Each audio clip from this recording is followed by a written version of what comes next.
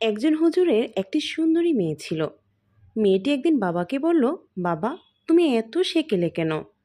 আমার বান্ধবীরা বোরকা ছাড়াই বের হয়, আমি পারি না কেন? তুমি একটু আধুনিক হও। বাবাটি হেসে বললেন, আচ্ছা ঠিক আছে, তোমাকে আর বোরকা পরতে হবে না। আজই বোরকা ছাড়া দোকান থেকে আমার জন্য কিছু ফল কিনে নিয়ে এসো। মেয়েটি তো প্রচণ্ড খুশি, বোরকা ছাড়াই বের হলো ফল আনতে।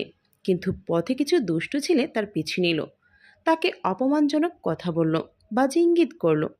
বাড়িতে ফিরেই মেয়েটি কাঁদতে কাঁদতে বাবাকে সব বলল।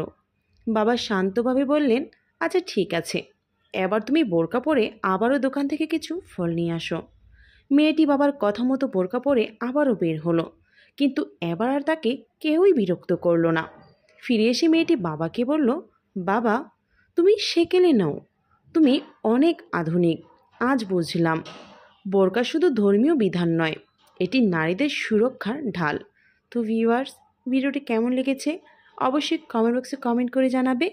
আর এই নকশি পিঠা ডিজাইনটি কেমন হয়েছে কমেন্ট করে জানাতে একদমই ভুলবে না।